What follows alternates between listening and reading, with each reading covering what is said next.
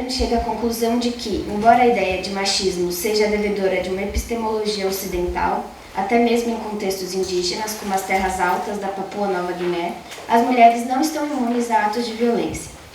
Ainda que categorias analíticas sejam construídas histórica e contextualmente, como ensino Strater, o drama das agressões às mulheres é persistente e segue pondo questões à disciplina antropológica. Afinal, por que, em toda parte, mulheres trans e cisgênero continuam a sofrer violência? No Brasil, segundo dados do Instituto Patrícia Galvão, uma mulher é vítima de estupro a cada 9 minutos. 3 mulheres são vítimas de feminicídio por dia. A cada 2 dias, uma pessoa transgênero é assassinada. E a cada 2 minutos, uma mulher registra uma agressão sob a Lei Maria da Penha. Nessa sexta do mês, convidamos a todos a pensar sobre esses problemas. De mulheres que sofrem abusos em suas relações mais íntimas, a mães que praticam atos de violência para proteger suas famílias e suas terras. Conheceremos etnografias realizadas em contextos marcados pelas narrativas e perspectivas das próprias mulheres em torno da violência. Então, a gente vai começar com uma fala de 30 minutos para cada. A gente começa então com a Dib Ayub, que veio aqui e é doutora em Antropologia Social pelo Programa de Pós-Graduação do Museu Nacional, do Rio de Janeiro, e é mestra em Antropologia Social pela Universidade Federal do Paraná. Foi professora substituta da Universidade Federal Fluminense e trabalha com os temas sobre camponeses e povos tradicionais no Paraná, violência, conflito, terra e ética. Mas vou deixar que você se apresente melhor. E depois a gente vai passar então para a Fabiana Andrade, que é doutora aqui pelo Programa de Antropologia Social da Universidade de São Paulo e defendeu a tese Mas Vou Até o Fim, narrativas femininas sobre experiências de amor, sofrimento e dor em relacionamentos violentos e destrutivos, sob orientação da professora Ana Cláudia Rocha Marques. Então, por favor, vou pedir que vocês comecem, se apresentem e aproveitem a meia aula.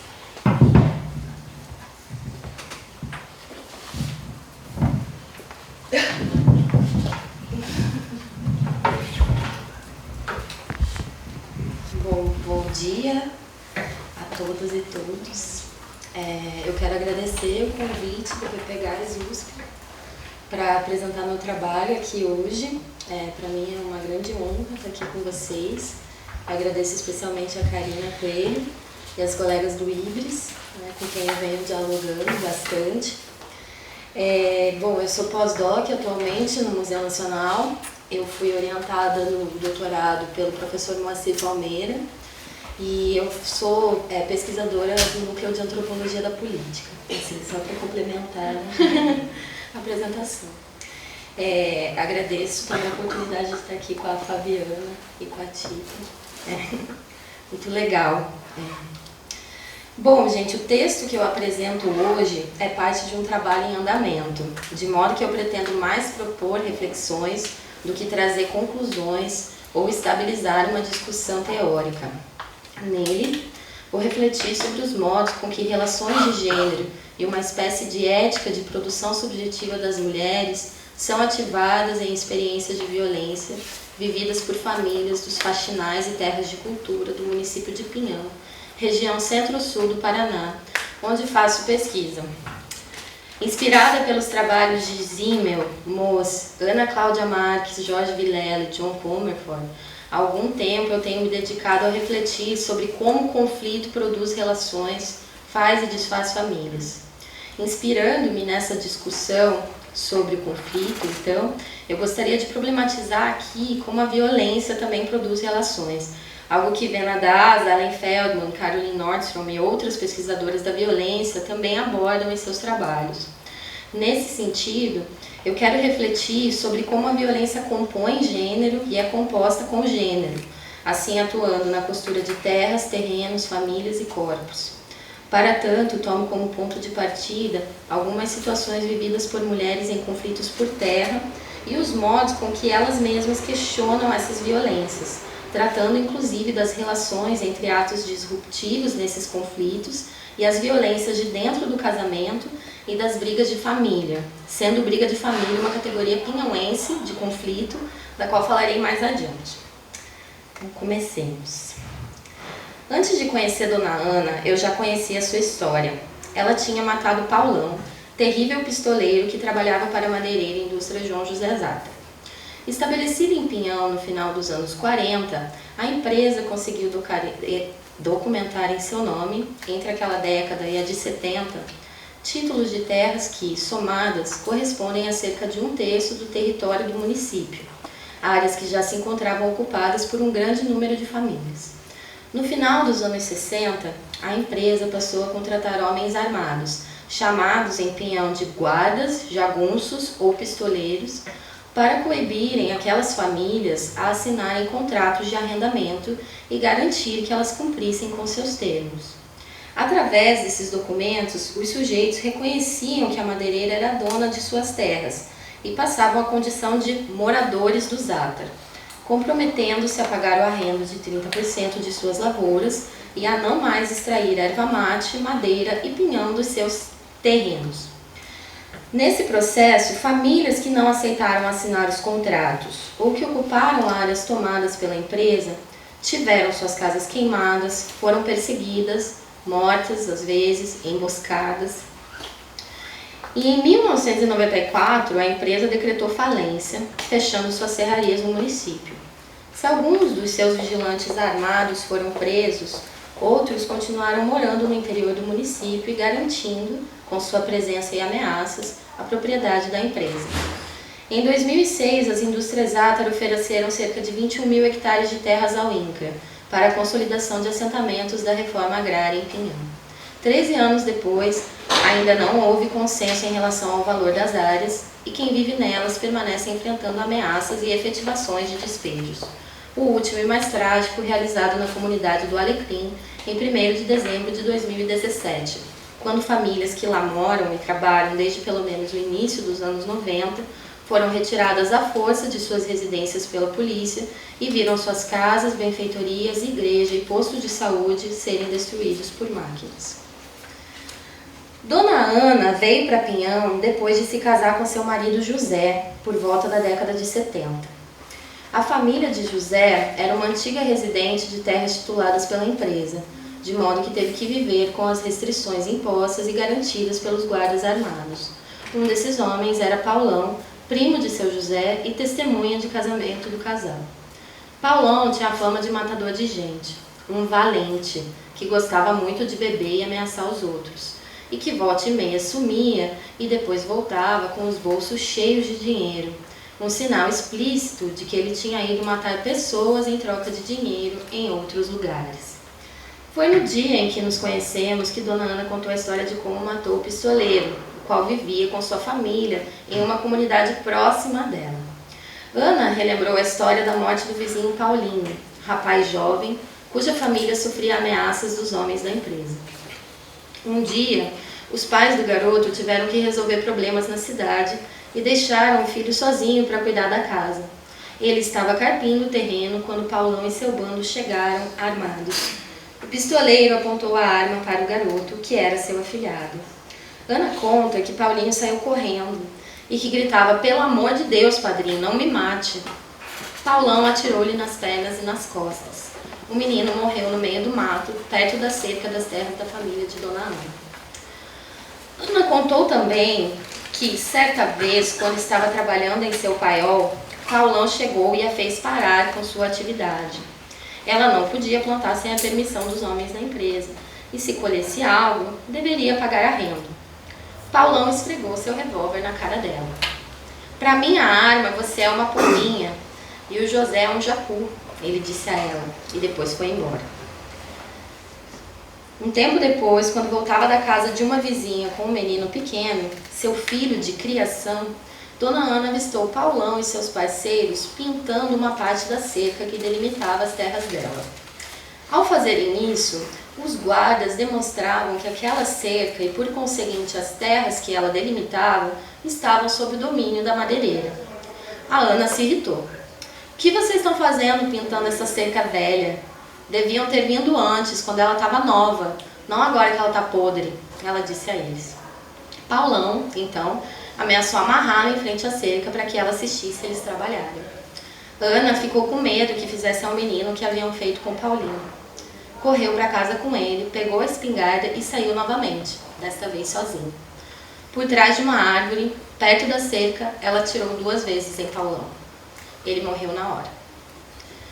Muitas mulheres que me falaram da morte de Paulão expressaram o seguinte ditado: o mais prevalecido morre pela mão do mais fraco.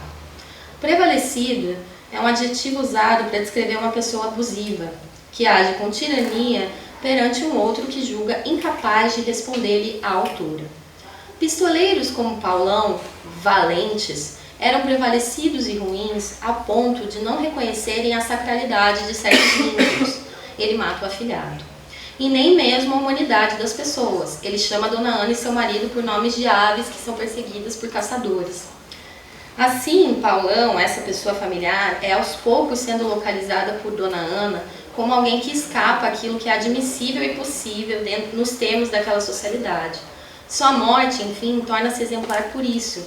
O homem violento que mata por dinheiro e cava seu próprio fim. Dona Ana, por sua vez, pode ser a mais fraca, entre aspas, no sentido de ser o exemplo daquelas e daqueles que são vistos pelos guardas armados como o lado mais fraco, no sentido de pobre e politicamente vulnerável em relação a uma grande empresa que mandava na região e que ditava os rumos da economia do lugar e do Paraná, de um modo mais geral. Mas Ana é também uma mulher que, como muitas, foi extremamente ameaçada por Paulão. O que ela faz não é visto como exceção no sentido de uma ação interdita, indisponível ou excessiva para as mulheres, ainda que ela seja vista como uma pessoa de coragem. Atributo ambíguo por ser uma força que vem do medo e que motiva as pessoas a enfrentar o perigo, o desconhecido, o risco. Essa coragem de pegar a espingarda e matar é também uma performance que faz gênero, parafraseando aqui a Butler, né? Que a produz como mulher destemida, que age como qualquer mãe teria agido ao saber que poderiam matar seu filho. Se estamos no terreno dos enfrentamentos, é interessante notar que este, especificamente, não é realizado aos moldes da resistência a uma posição feminina que poderia ser vista também como subalterna, né, por determinada literatura. Nos termos de Saba Mahmood, por exemplo, isso poderia ser visto como um modo de habitar a moralidade de gênero, conjugando assim a maternidade, o uso de uma arma que na maior parte das vezes fica dentro de casa, podendo assim ser usada também por mulheres, a presença de um homem ruim em uma terra que é também um lar, lugar de produção da família e dos corpos, atividades que são também responsabilidades das mulheres. E aí eu penso aqui, né, numa literatura mais recente que fala sobre o lugar da mulher na produção da terra, né? Então o trabalho da Yara Alves, da Daniela Perucci, da Ana Carneiro e o da Janet Carson, né, para citar uma referência mais internacional, que fala sobre como as mulheres nas suas atividades de casa e da cozinha produzem a vida social, o mundo. A história de Ana fala, nesse sentido, não só sobre as possibilidades de agência das mulheres em um conflito por terras, mas sobre como todas essas violências e ameaças vividas mobilizam e constituem gênero. 13 anos separam a morte de Paulão da de Jocélia Ventura, ocorrida em 2016. Assim que cheguei em Pinhão, alguns meses depois do ocorrido, todas as pessoas com quem eu conversava falavam desse assunto. Seria somente na casa de Dona Francisca, que mora perto de onde a moça foi assassinada, que eu saberia dos detalhes horríveis. Os Ventura, família de Jocélia, viviam há alguns meses uma briga de família com os Junqueira, os quais, por sua vez, afirmavam serem donos do terreno onde os Ventura vivem e estavam dispostos a reivindicá-lo no tiro. Primeiro foi Márcio Ventura, irmão de Jocélia, que foi encontrado morto à beira da estrada. Meses depois, Roque Junqueira foi encontrado morto no meio do mato. Em novembro de 2016, outro irmão de Jocélia, Bruno, foi surpreendido com tiros quando chegava de moto no portão de sua casa. Ele foi levado ao hospital e sobreviveu. 4 dias depois, Jocélia foi morta à beira de um olho d'água. Diz que do jeito que acharam ela, do lado daquela água, dava para ver que ela tinha visto eles e corrido. Dona Francisca me contou. A família Ventura, então, foi embora para o Pinhão, zona urbana do município. Meses depois voltaram. Em uma emboscada na estrada, um irmão de Jossélia e mais 2 homens que iriam trabalhar com ele no corte de erva mate foram mortos. Antes de morrer, o rapaz da família Ventura conseguiu matar um dos junqueiros. Brigas de família são, como pode se ver assim, né, no caso do Junqueira e Venturas, tramas de assassinato entre 2 ou mais famílias que envolvem a continuidade de vinganças, forma pela qual essas famílias, em geral concebidas como um coletivo formado pelos pais, irmãos e irmãs e filhos de um morto, buscam resolver a morte de seu ente querido, matando quem o matou. Como Ana Cláudia Marques observa em relação às intrigas no sertão de Pernambuco, as vinganças não têm um tempo certo para acontecer e muitas vezes não acontecem, mas continuam sendo esperadas, sendo, portanto, potencialmente eternas e produzindo continuamente, eternamente, afastamentos e reputações das famílias envolvidas. As brigas de família aproximam-se, nesse sentido, do termo questão de família trabalhado pela autora, representando o tempo do conflito aberto e explícito em que as vinganças estão acontecendo. Brigas de família e vinganças consolidaram a fama de valente do próprio município de Pinhão, onde conta-se que antigamente eram muitos os que matavam e morriam nesse tipo de conflito. Na maior parte das vezes, essas brigas se davam por desavenças entre bêbados, disputas de pares de dança em festas, jogos de baralho, acusações de roubo, usos de fontes de água, animais que passavam pela terra dos vizinhos e comiam suas lavouras. Mas em alguns casos, como neste em que Jossélia foi morta, a briga era por causa de terra. A literatura clássica sobre vinganças, cunhada sobretudo pelos mediterranistas, e aí, enfim, é um conjunto enorme de autores, Bourdieu, Campbell, Hazlitt, Peters, Emerson, Herzfeld, etc., etc., em geral, fala das vinganças como algo masculino, que cabe aos homens fazerem, e onde eles é que morrem. Como já discutiu também Ana Cláudia Marques, esses autores partiam de uma ideia fechada de parentesco agnático para pensar as vinganças e as mortes por honra, algo a que a autora, bem como Comerford e Vilela, se contrapõem ao afirmarem que, na verdade, são os próprios conflitos que produzem as famílias. O caso de Jossélia nos permite ainda pensar em outra questão. Se esses conflitos produzem famílias e o parentesco é indissociável de gênero, é fundamental discutir o trabalho das mulheres na feitura desses conflitos e vinganças. E mais do que isso, assumir que em certos casos elas também podem ser vitimadas nessas tramas. É preciso, então, atentar para a particularidade dessa briga aqui, né? Dessa briga de família. Trata-se de uma disputa por terra, que, tal como no caso do conflito com a madeireira, tem por objetivo fundamental expulsar, né, uma outra família do lugar, né? E, no caso da outra família, permanecer. Na medida em que a terra é produzida pela família enquanto coletivo de pessoas que habitam, trabalham, circulam e constituem um lugar como o seu, né?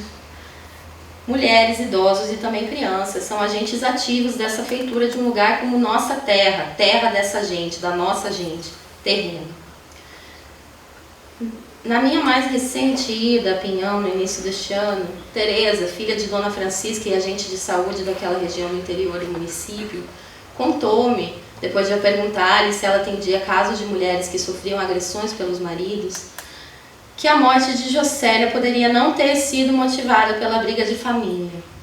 A gente desconfia, Dib, porque ela tinha acabado de se separar do marido e ele era muito ruim para ela. Pode ser que tenha sido ele. Ninguém viu, né? Alguns dias antes de Tereza me falar isso, Dona Francisca me contou mais sobre o desenrolar da briga de família entre os Junqueira e os Ventura. Em meados do ano passado morreram 4 Ventura de uma vez, e no início deste ano morreram 3 Junqueira, dentre os quais uma garota de 17 anos. Agora quase que só estão sobrando as mulheres, disse Francisca, e acrescentou que aquelas mulheres vivem fechadas, com medo de sair de casa e dar de cara com uma espera, uma emboscada. As coitadas não têm nada a ver com a história, Francisca continuou falando. As famílias estavam mesmo se acabando. Você veja a coitada da Jossélia, não era nem para ela morar ali, ela só foi por causa daquele homem ruim que ela tinha, falou Francisca, e afirmou que o marido de Jossélia batia nela por ciúmes. Então, Francisca começou a se gabar da vez que quebrou a perna do próprio marido com uma vassoura, porque ele tinha chegado em casa bêbado e quis ser valente, mandar nela. Ele nunca mais ergueu a mão para mim, né? Francisca disse. E contou-me que uma vez sua neta havia chegado em sua casa e contado que o marido havia ameaçado bater nela.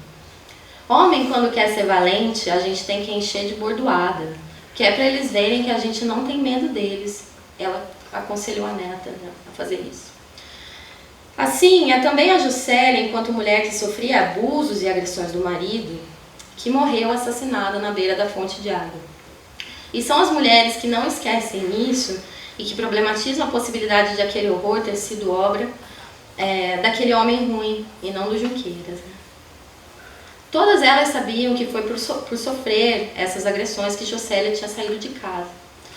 Evidentemente que podem ter sido Junqueira, outra mulher foi morta recentemente na briga de família e as outras não saem de casa porque sabem que podem morrer. Mas é importante aqui ressaltar os modos como as mulheres tomam a morte nessa briga de família como um ponto de partida para reflexão sobre um tema espinhoso, sobre o qual elas quase não falam. É desse modo que elas refletem, né, portanto, o quanto essas violências são uma forte e assustadora possibilidade do vínculo conjugal, inscrevendo uma agonística bastante particular dentro da casa e do parentesco, pois envolve assimetrias de poder e, como Francisca diz, a habilidade dessas mulheres de se imporem e se fazerem respeitar por maridos ruins, algo que só é possível, diz ela de um modo jocoso, enchendo eles de pancada. Dona Francisca é uma senhora de 65... Não, ainda tá. Uma senhora de 65 anos que me acolhe em sua casa desde que comecei a fazer campo em Pinhão. Ela foi morar nas terras onde está até hoje por causa do serviço de Leonardo, seu falecido marido. Ele trabalhava na serraria da madeireira quando foi requisitado a exercer uma nova função, ser guarda. Leonardo aceitou o pedido, pois assim teria uma casa para morar com sua família e terras para viver e trabalhar. Francisca conta que seu marido passava o dia inteiro fazendo suas rondas de vigilância, de modo que era ela quem trabalhava na terra, cuidando das criações e plantando milho, feijão em sua horta. No início dos anos 90, quando o conflito entre os moradores das áreas adquiridas pela empresa e a madeireira estava em seu auge, Leonardo foi assassinado. Ele levou 2 tiros durante uma corrida de cavalos, disparados por um homem que tinha fama de matador de gente e que depois fugiu para outro município. Francisca acredita que a morte de Leonardo tenha sido planejada por seus colegas de trabalho. Talvez ele soubesse de algo que não podia contar, ou não tivesse aceitado participar de alguma atividade que julgou, né, horrível. 5 anos depois da morte de Leonardo, jagunços atiraram na casa de Francisca durante a noite, buscando assustar ela e as crianças para que fossem embora. Ainda assim, ela não saiu. Um tempo depois, a empresa colocou um jagunço para morar numa casa ao lado de sua cerca. Esse homem vivia passando pela terra dela para assustá-la e vigiá-la, deixando claro que aquele lugar não lhe pertencia e que ele podia, sim, fazer algo de muito ruim com ela, né, e com a família. Paulão também começou a vir em sua casa com certa frequência. Ele tentava convencê-la a ir morar na cidade ou em outros lugares do interior. Nessa época também, a vizinha Amália costumava dormir na casa de Francisca toda vez que seu marido saía trabalhar e precisava pousar fora. Ela tinha medo que os jagunços viessem à noite e queimassem sua casa, coisa que eles já haviam feito com outras mulheres que estavam sozinhas em suas residências. Quando os jagunços, aqui como uma categoria, né, própria das pessoas que vivem um conflito, né, esse termo jagunço, atiraram na casa de Francisca, ela guardou as balas e levou até a delegacia para fazer uma denúncia. O delegado insistiu que não poderia registrar a ocorrência, pois não havia testemunha, não se sabia quem tinha atirado. Ela disse assim: eu sei sim, foi o Záter que atirou na minha casa. E o delegado respondeu: isso não foi o Záter não, isso foi algum namorado da tua filha. Somente com muita insistência, Francisca conseguiu convencê-la a fazer o B.O. Joaquina, que teve sua casa queimada logo após ter ficado viúva nos anos 70, contou-me que também se sentiu constrangida a não denunciar. A senhora veja que a pessoa, para dar parte de uma coisa, tem que ter tudo justo, senão o bandido ainda vai para cima da gente. Quem que viu? A senhora já viu o bandido fazer um serviço e levar uma testemunha? Agora quem que vê? Quem que ia saber que foi eles? Quem que viu? Eu ia, dava parte deles, colocavam eles na cadeia e tiravam eles de lá, como diz.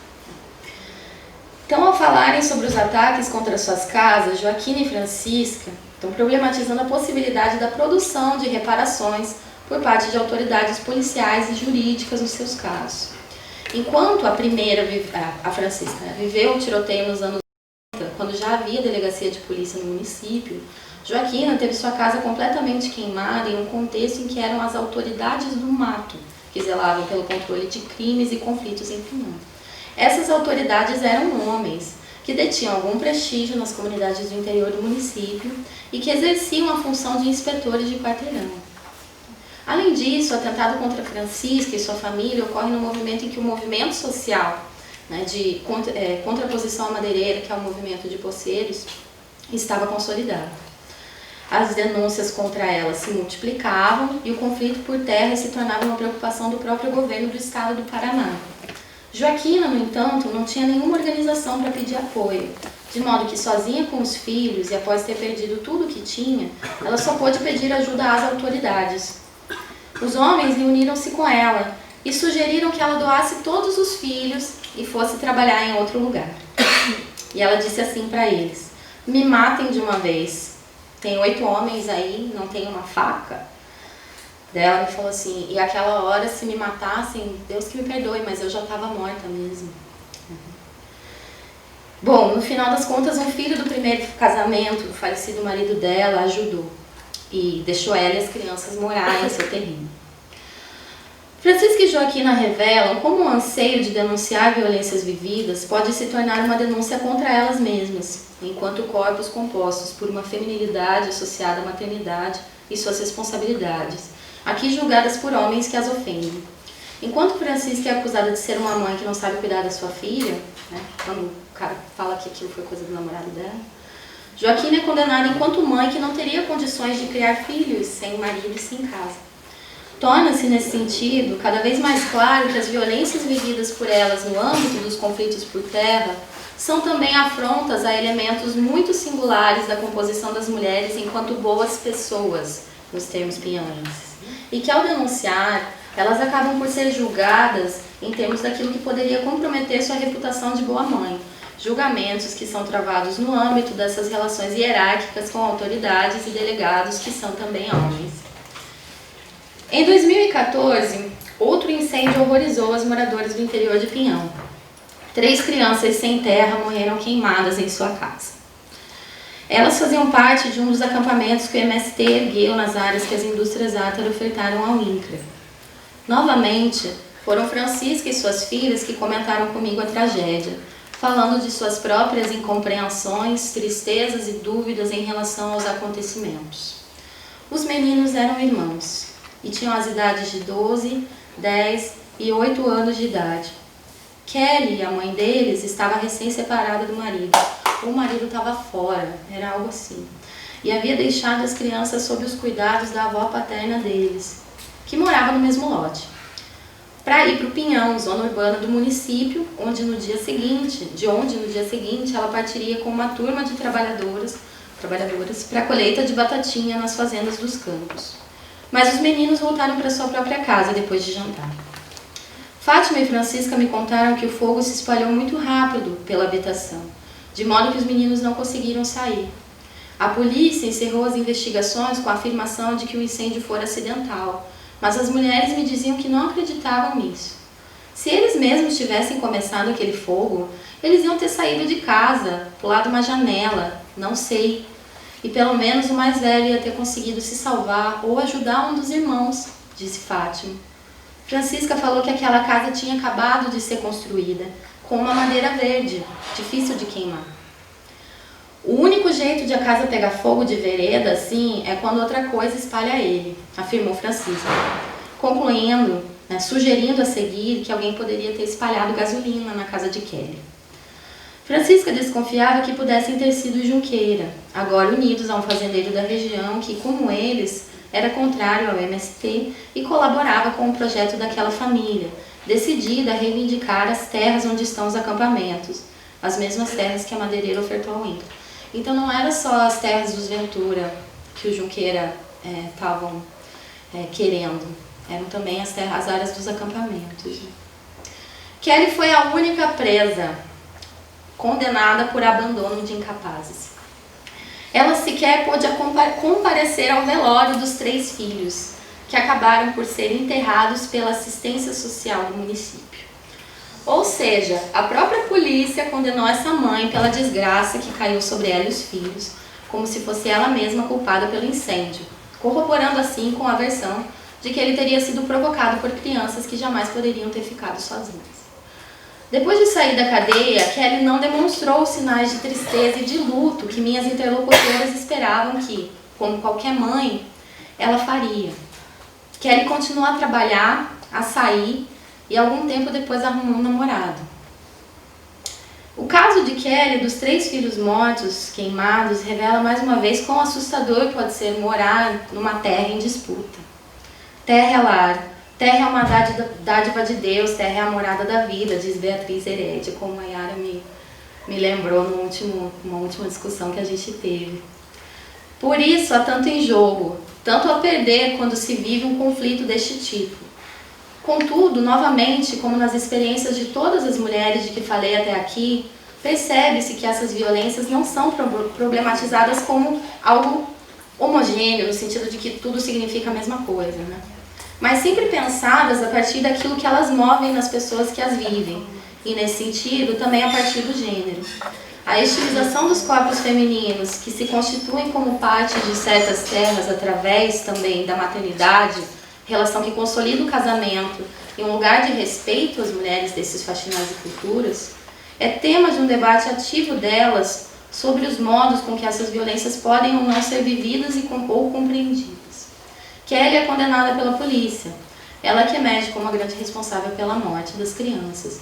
Mas para as mulheres com quem conversei, conhecedoras que são dos conflitos que ocorrem em suas comunidades, Kelly jamais seria culpada.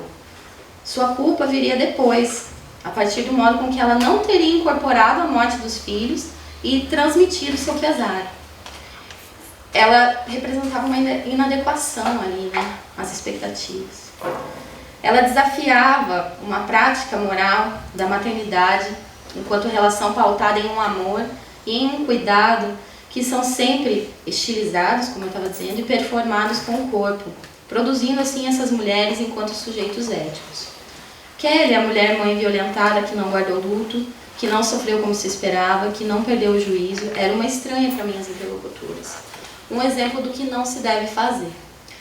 Então, assim, para concluir, né, eu fiz esse texto, como eu disse, né, há pouco tempo, é mais uma série de questões que eu abro aqui para o debate, mas eu venho pensando em como essas violências, tanto em conflitos por terra quanto em outras situações, como nas brigas de família, como dentro dos casamentos, elas são problematizadas, né? Como o gênero é problematizado e construído também junto com esses momentos, né? Com isso eu não quero dizer que a violência é algo positivo, né? Mas eu estou pensando nas possibilidades dela e como as mulheres problematizam essas violências, né? Então minha preocupação tem sido muito não enquadrar as coisas de cara, mas dar atenção ao modo com que as mulheres de Pinhão falam sobre violência e constroem suas próprias categorias e julgamentos morais, avaliações éticas sobre essas situações.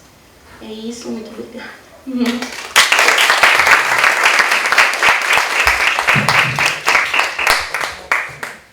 Obrigada, Dibi. A gente vai passar agora a Fabiana Andrade e depois a gente abre para conversar mais.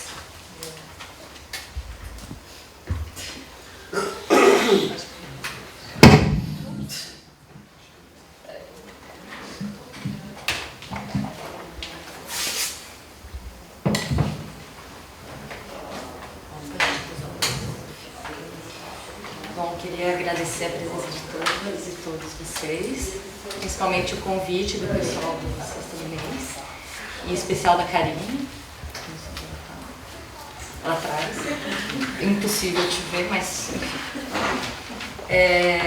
Também é uma honra para mim estar aqui, podendo conversar com a Dibi, que eu queria tanto conhecer, e, enfim, discutir esse tema, que, enfim, é um tema que traz bastante para a gente pensar na nossa própria vida, né? Assim, essas questões não estão tão distantes da gente, né? Então, talvez por isso também cause um certo um certo pesar, assim, né? Uma certa revolta também, né? De tudo isso, né? Todas essas normas que transitam pela nossa própria vida.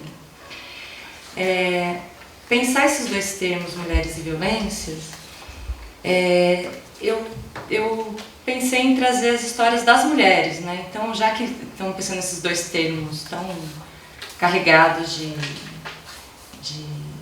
sentidos, né, e de tantas histórias, então a minha proposta é partir de duas histórias de mulheres que eu trabalhei que eu conheci na minha pesquisa de doutorado, que eu fiz aqui no PPGás, com a orientação da Ana Cláudia, e para que a gente possa pensar as noções sobre violência que emergem das histórias que elas contam, né, do que elas viveram. A princípio, elas não definiam o que elas viviam como violência, não no sentido que a gente espera, né, com todas as suas categorias e sentidos, né, são termos muito frouxos, né, ainda. Então elas definiam muito como relacionamentos ruins. Então quando elas falavam sobre esses relacionamentos ruins, sentidos de violência, de relacionamentos abusivos, de relacionamentos destrutivos, eles apareciam e eles transitam, né? Eles não têm um sentido fechado nele mesmo. Bom, antes de começar a falar dessas histórias, eu gostaria só de pontuar os lugares onde elas foram possíveis de serem ditas, né? Os contextos de enunciação. Porque aí a gente entende como elas vão dando sentido também, né, no movimento para aquilo que elas viveram. A pesquisa foi feita durante cerca de 4 anos. A pesquisa ela foi feita num centro de referência e atenção à mulher, em Campinas. Ali, a gramática que operava e dava inteligibilidade a essas histórias, nessas experiências, era a gramática dos direitos humanos e de um tratamento profissional a essas situações de violência. Então existia todo um protocolo que até, enfim, não sabemos como isso vai ficar, mas até então existia um protocolo de atendimento à mulher que ele permeava as pautas feministas. No entanto, nesse centro de referência, que é vinculado ao município de Campinas, as profissionais desse lugar, elas não se intitulavam, se reconheciam como feministas, né? Embora enunciassem diversas pautas que eram do movimento. Essa pesquisa foi feita também numa associação francesa, também para mulheres que vivem em situação de violência doméstica e familiar. Ali elas se chamavam de violência conjugal, né, ou sexista. E ao contrário do que eu ouvi no Brasil, nessa associação elas funcionavam muito aos moldes de uma organização não governamental, então elas dependiam muito de editais externos, inclusive ao poder público, né? E elas se reconheciam como feministas, inclusive ser militante era algo esperado assim, e valorizado, né? Inclusive o trabalho militante, da doação do militante era algo que era esperado ali nesse contexto. E ali no SEAMO a gente encontrava profissionais da área da psicologia e da assistência social.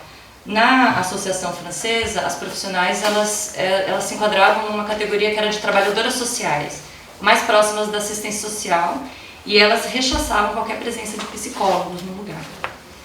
E também, como uma forma de entender se existia uma especificidade, uma singularidade das narrativas que eu ouvia nos contextos de violência, eu decidi desenvolver a pesquisa no grupo de autoajuda Mulheres que Amam Demais, que é o MADA, e nesse caso no município de Campinas, que é um grupo de autoajuda que funciona nos moldes dos Alcoólicos Anônimos. Então elas têm um programa com 12 passos, 12 tradições, 7 lemas.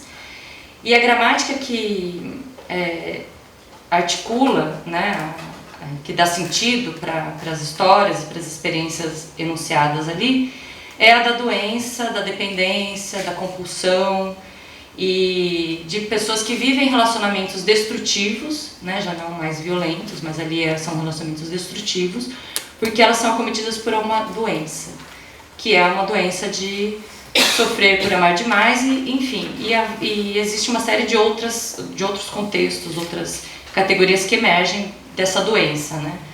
Que também não é consenso entre as pessoas que frequentam o grupo, né? Bom, o que eles têm em comum, esses grupos, esses espaços, é que eles procuram a superação do sofrimento, o fortalecimento do eu e da autoestima, através de um cuidado de si. Isso perpassa todos esses grupos, e eu acompanho basicamente grupos de mulheres, então espaços onde as mulheres tinham uma certa proteção e um anonimato para falar sobre as suas histórias. Tanto no CEAMO, em Campinas, como na Associação Francesa, em Paris, como no MADA, esses grupos, eles eram espaços onde a palavra era possível de ser dita com uma certa segurança, daquilo que, enfim, se dizia muito sobre questões que elas não gostariam que saísse daquele espaço, né? E as histórias que eu vou trazer para vocês são histórias que foram contadas para mim através de entrevistas, né? Então, por isso que eu posso falar sobre elas. Outra coisa que é importante dizer, que as duas histórias que eu vou ler para vocês são histórias eu vou trazer elas no fragmento.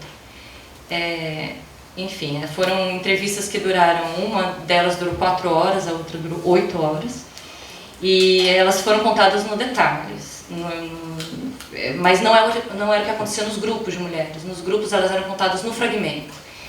E eu acho interessante falar sobre isso, e eu trouxe nesse sentido, as histórias vão ser contadas dessa maneira, né, como um recorte daquilo que eu quero trazer para a gente conversar, mas também porque eu acredito que elas mesmas entendiam essas histórias no fragmento como um artifício para esquecer algumas coisas e poder suportar os limites do sofrimento, alargando eles ou até utilizando esses fragmentos para conseguir superar essas situações que elas viviam. Então, eu acho que é importante entender porque eu estou trazendo essas histórias no fragmento. E eu gostaria, de, antes de começar, que vocês ficassem com uma imagem de uma citação do Deleuze, que eu acho que é um pouco como funciona os caminhos dessas mulheres, como elas transitam, né? Como elas produzem trajetos, produzem noções sobre violência e sobre uma inteligibilidade sobre a própria experiência delas, né? Que elas viveram. Que a citação é a seguinte, está no livro escrito por ele e pela Parnay. As coisas, as pessoas são compostas de linhas bastante diversas, e que elas não sabem necessariamente sobre qual linhas delas mesmas elas estão, nem onde fazem passar a linha que estão traçando. Em suma, há toda uma geografia nas pessoas, com linhas duras, linhas flexíveis, linhas de fuga, etc. Essa ideia eu acho importante porque não existe uma racionalidade rígida que opera como essas mulheres tomam decisões, né? E eu acho que isso é importante ser dito antes de começar a ler as histórias, e eu vou passar para elas agora. Eu vou começar com a história da Bárbara, e eu vou começar assim mesmo, tá? Até o dia que ele saiu mesmo, que foi 11 de setembro de 2012. Ficou 3 anos preso. A gente se separou em novembro do outro ano, de 2013, né? 2014, eles se separaram. Esse 1 ano e pouco, você não tem ideia do que eu passei. Nunca eu posso falar para você que ele pagou água, nunca pagou luz e sempre foi com brigas. Então eu tinha um liquidificador que eu comprei barato. Ele falou assim: essa bicheira que você comprou, com desdém. E eu falei assim: mas eu comprei com o meu dinheiro. Eu sei, tudo aqui é bicheira, esses móveis, tudo bicheira. Você só comprou porcaria. Aí eu falei assim: mas você está morando dentro da minha casa, sem me ajudar, comendo da minha comida. E ele comia muito, porque ele era um cara muito forte. Nesses dias de inferno, como ela define, Bárbara chamou a polícia militar inúmeras vezes. Você quer fazer um BO? Porque daí ele perde todos os direitos do semiaberto. Ele vai voltar a ser preso. Ou você quer só que a gente tire? Falavam os policiais. Não, tirando ele já tá bom, dizia ela com medo das consequências. Ela tinha medo que ele mandasse alguém do presídio para assassinar. E sempre era assim, ela continua. Passavam assim 20 dias e ele voltava bonzinho. Não, porque vai ser diferente, porque agora não sei o quê. E eu caía no papo dele e voltava. Por 7 vezes, João saiu de casa e voltou arrependido, disposto a mudar. Até o dia que para ela foi a gota d'água. Daí nessa semana que a gente tinha brigado muito, eram coisas de violência verbal horrorosas. Era uma coisa. Minha vida virou um inferno. Todo mundo me via e falava, como você está com cara de doente? Eu chegava aqui, no trabalho, nervosa. Só chorava. Eu parecia uma pessoa louca. Eu estava saindo para fotografar um casamento. Era um casamento importante de um político aí. Então eu fiz escova, fiz maquiagem e coloquei um vestido muito bonito que eu tinha comprado e eu estava usando. Eu ia fotografar de roupa preta. Era um vestido de renda, porque era um casamento à noite. Eu estava super bonita, porque é aí que eu vou dar meu cartão. Eu tenho que estar bem apresentada. Começamos a discutir. E em casa eu só tomo água mineral e tinha uma geladeira tinha na geladeira 6 garrafas. Começamos a discutir. E ele, que é bem mais alto que eu e bem forte, com uma mão, ele me pegou assim pelo pulso e foi me arrastando até a porta da geladeira.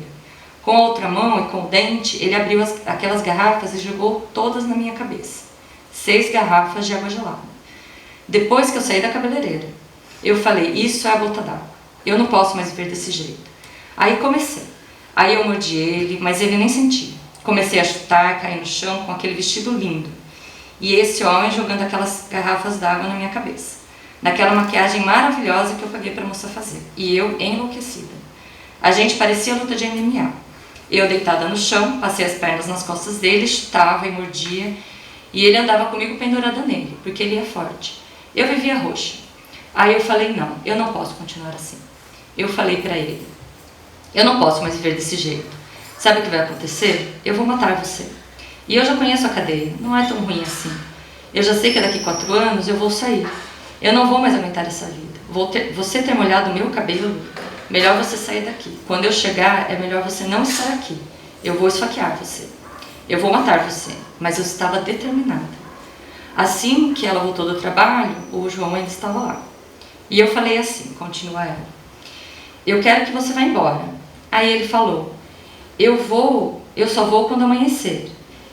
Eu voltei, acho que era 1h da manhã. Ele disse, eu não vou chegar na casa da minha mãe agora. E ela falou, mas você vai? Vou. Então eu vou ficar no outro quarto. E ele falou, não, você pode dormir aqui. E ela disse, não, eu não vou dormir aqui. Eu falei que eu vou matar você. Como eu vou saber que você não vai me matar também? Eu vou dormir no outro quarto. Então Bárbara se trancou em um dos quartos e pensou, qualquer coisa, se ele começar a quebrar a porta, eu vou ligar para o 190. Aí me tranquei, dormi, 6h da manhã eu levantei para trabalhar e falei assim, cata suas coisas, sai daqui. Aí ele catou de livre e espontânea vontade e foi embora. Essa é a história da Bárbara. E a história seguinte é da Yoko, que eu também vou começar assim. Depois que entrei naquela casa, que era do César, tudo mudou. Eu passei a ser propriedade, até para me vestir. Se eu acordasse, porque eu acordo muito cedo, se eu acordasse e me trocasse, ele falava, você saiu? Onde você foi?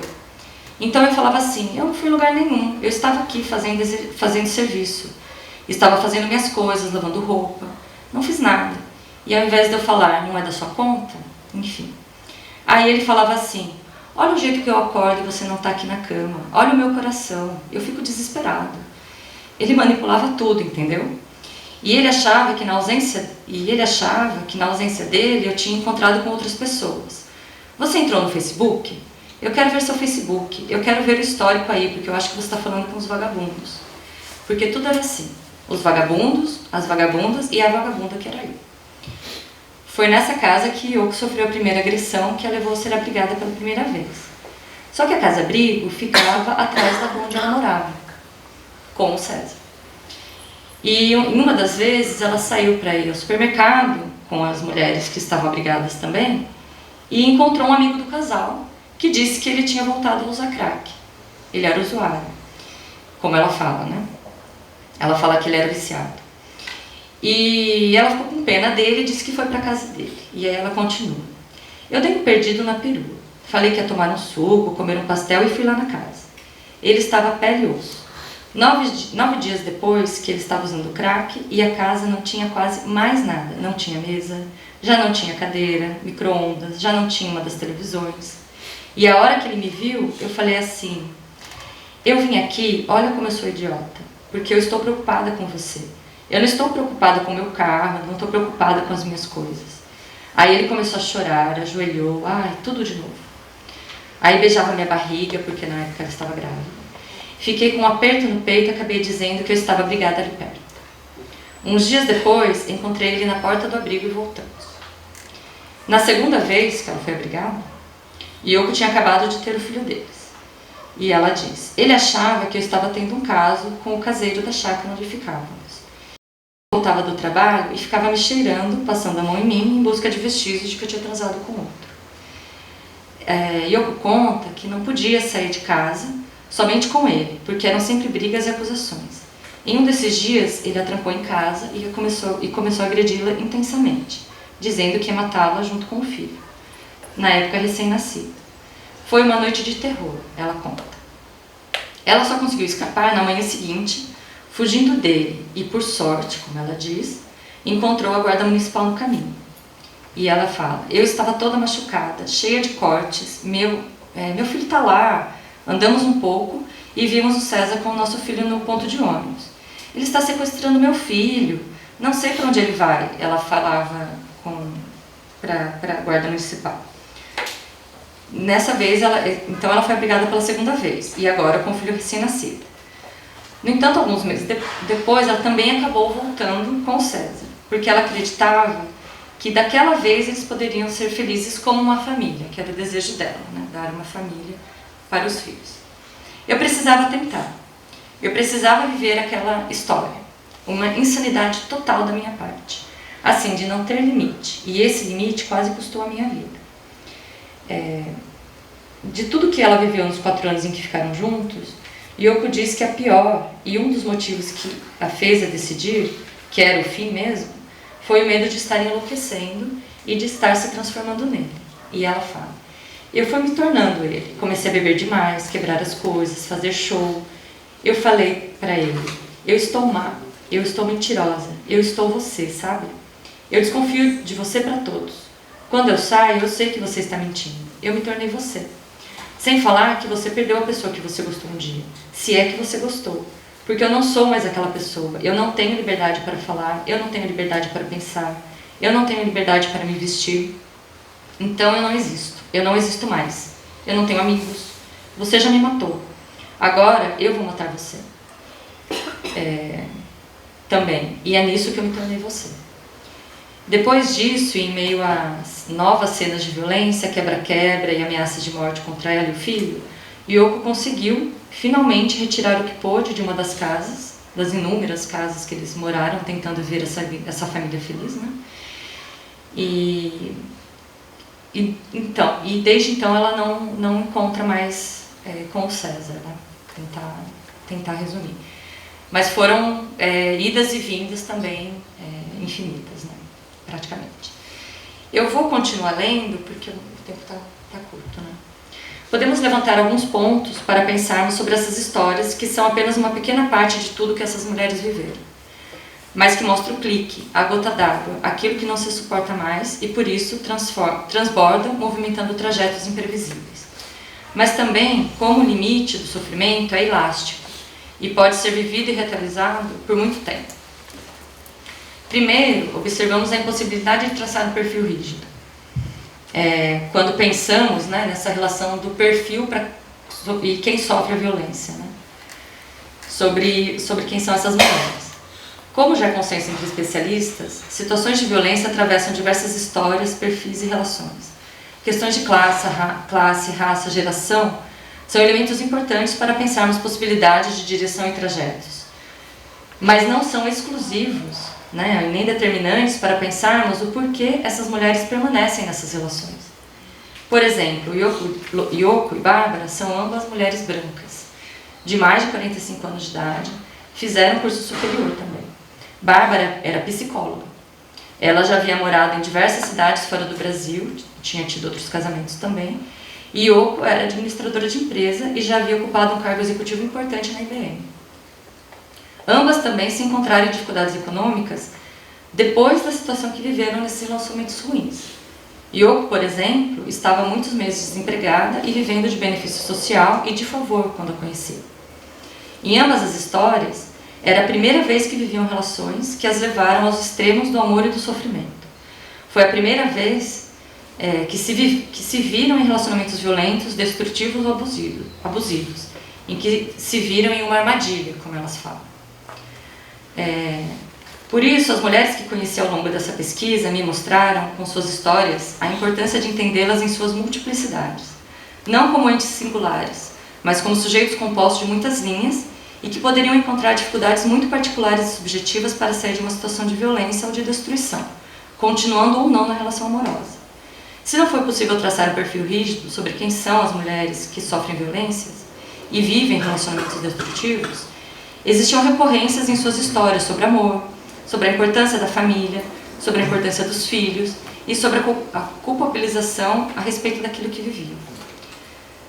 Mas essas mulheres, a partir dessa multiplicidade, não são seres inertes e passivos. Elas têm agência, elas são, portanto, sujeitos que agem dentro das normas de gênero e de sexualidade, provocando pequenas fissuras e mudanças, tal como propôs a Saba Mahmood, quando ela fala que a capacidade de cada pessoa para realizar seus interesses individuais, em oposição ao peso da norma, do costume, da tradição, vontade transcendental ou outros obstáculos individuais e coletivos, é também agência. Segundo, também não é possível traçar uma relação intrínseca entre causa e efeito quando pensamos nas possibilidades de direção dos trajetos percorridos por essas mulheres. Na história contada por Yoko e Bárbara, embora violências de destruição estejam presentes em ambos os relacionamentos amorosos, eles apresentavam desfechos diversos. Isso porque o como se aprende o que viveu e as possibilidades de agir sobre esse conhecimento são importantes. Bárbara, por exemplo, embora tenha vivido situações de violência verbal, como ela diz, ela não a coloca no campo semântico da violência doméstica e familiar. Antes, ela acredita que o que vive está relacionado com a sua maneira de amar, de competir nos relacionamentos, de querer controlar. Como já conhecia grupo de autoajuda, devido aos estágios que fez quando cursava psicologia, ela procurou na internet se existia algo voltado para a mulher, e chegou ao MADA. Yoko, por sua vez, já frequentou as reuniões de alcoólicos anônimos, mas ela chegou ao Ciamo não depois das suas idas à DDM ou dos 2 abrigamentos, mas quando terminou sua relação, de fato, e buscava conseguir a guarda do filho. Mesmo assim, ela foi encaminhada pela psicóloga do posto de saúde do bairro onde morava e chegou até o Ciamo. Os trajetos percorridos pelas mulheres são eles também imprevisíveis e contingentes, uma vez que estão na ordem do acontecimento, do encontro de possibilidades e das temporalidades que acionam seu movimento. O que quero dizer é que as possibilidades de ação, de agência, não são as mesmas para todas as mulheres. Questões de classe, de raça e geração, por exemplo, religião, por exemplo, agem nas possibilidades de direção que essas mulheres tomam.